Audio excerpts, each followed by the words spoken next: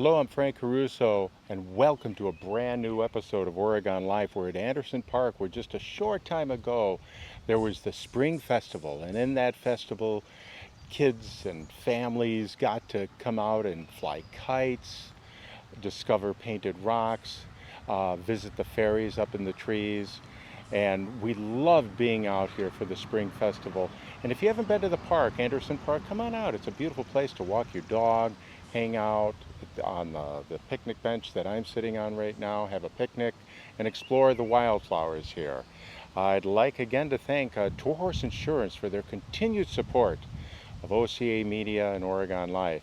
And if you, as an individual, would like to contribute to shows like Oregon Life, Let's Talk Oregon, 2 tickets please, or the hundreds of sporting events that we stream live each year. And if you would like to contribute to shows, contact Paul at ocamedia.com. You can click the link below. Right now, we just want you to enjoy this episode of Oregon Life. Hi, I'm Jann Kalscheur, and I'm here at Anderson Farm Park for the 3rd annual Spring Festival. We have so much going on here, from face painting to making fairy wands at the craft table, to walking the park, to reading the stories that are here. We have 2 stories. One's about flying a kite, and the other is about catching a fairy in a garden. And in addition to that, we want people to explore the paths in the park to find all of the rocks that are painted by local artists. A lot of the rocks feature pictures of the wildflowers that grow here at Anderson Farm Park. Others feature animals, plants, and activities that we associate with Wisconsin. And next door to our event is kite flying. So the first 200 people who make it here will get a free kite. They can decorate it and fly a kite. The wind is actually picking up right now, so my guess is we're going to have a decent day for flying a kite.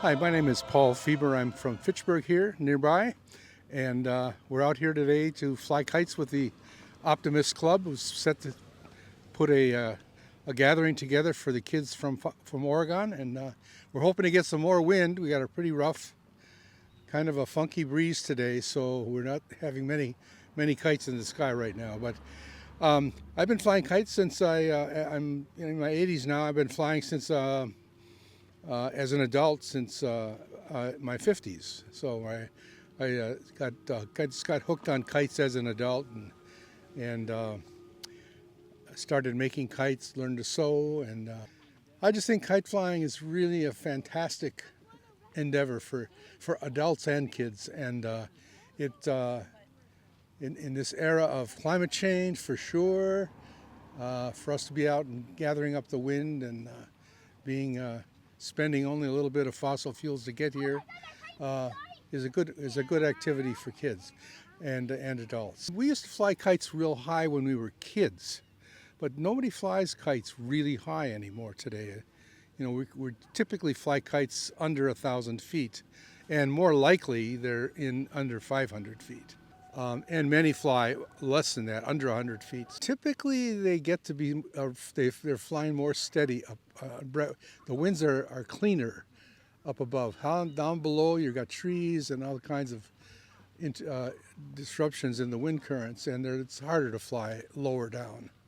Yeah, I'm a kite flyer, kite maker, and I also use kites as a tool to lift camera gear, which is kind of the earliest form of, or one of the earliest forms of aerial photography was to use kites to get cameras airborne. So when I started making kites in the 80s, early 80s, it was not all that common for adults to be playing with kites. So I kind of found, a way to put the kite to use as a tool, and that kind of led to finding out the history that the kite was in terms of using it as a tool, like for meteorology and scientific research and to lift cameras.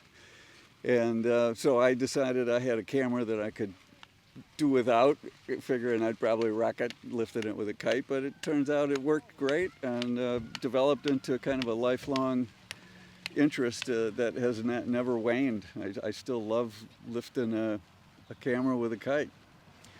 So I'm here today just to, because some of my friends that are kite flyers are here and like to support the local events, and now I just feeling the wind is picking up a little bit, so maybe there'll be enough wind for me to lift a camera today. So this is one of the kites that I have made over the years. It's been through a lot with me. You can maybe even see that it's been repaired a few times because it's seen a lot of time in the air.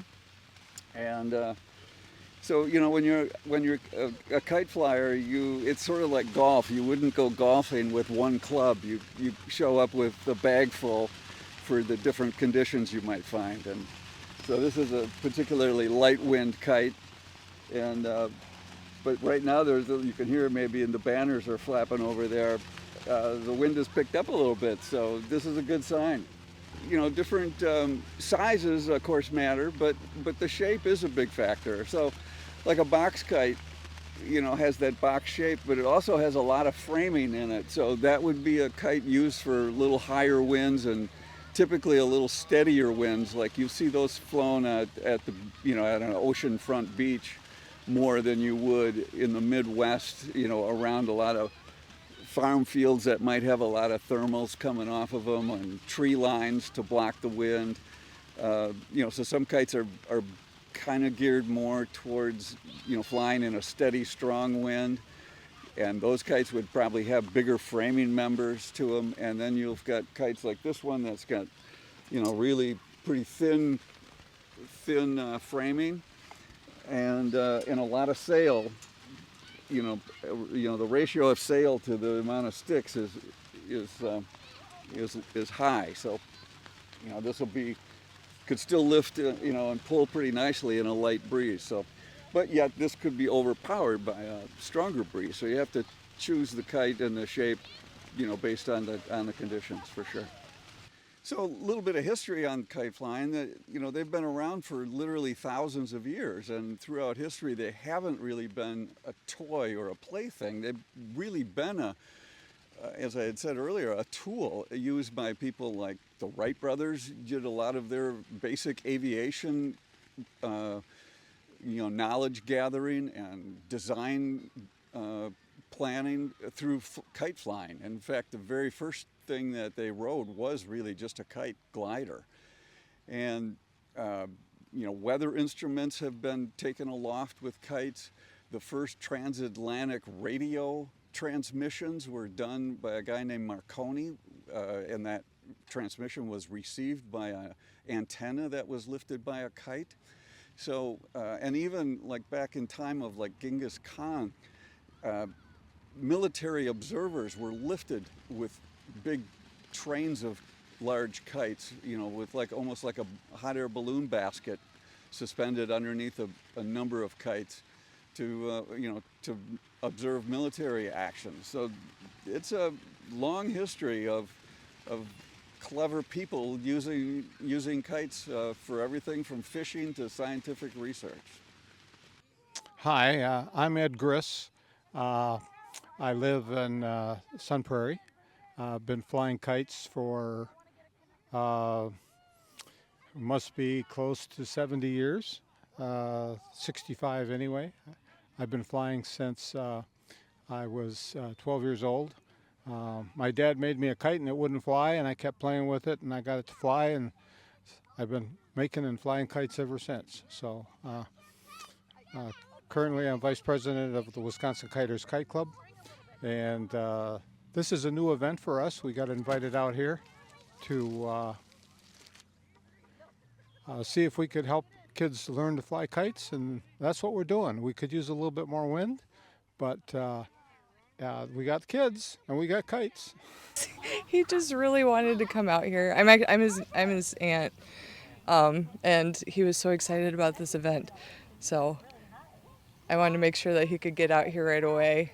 And he greeted me at the door with a kite in his hand, ready to go. Has he ever flown a kite? It looks like he has. He has a bit, but we just got this kite, so He he's not used to it. And I don't know where he's going. I think wants he's trying to. to. Get a running Okay, start there, I think. he's way down there. Here he comes. All right, here we go. What's his name? Avery. Avery. Oh, there you go. There we That's the go. spring Woohoo! guy. Oh, he's got it. Let the string out. Wow, this is great. Yes. Good job. Great job, Avery.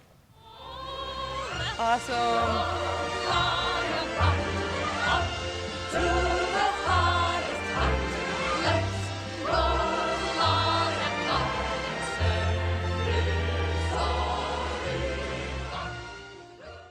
And he knows when I'm sad and when I'm happy.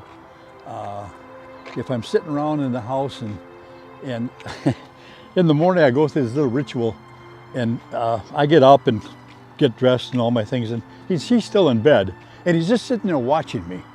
And then I leave the bedroom, and he stays in bed, and he waits for maybe 5-10 minutes after I make my coffee. He comes out and runs up to me and wags his tail and jumps on me like I've been in Europe for 6 years. It's just a riot.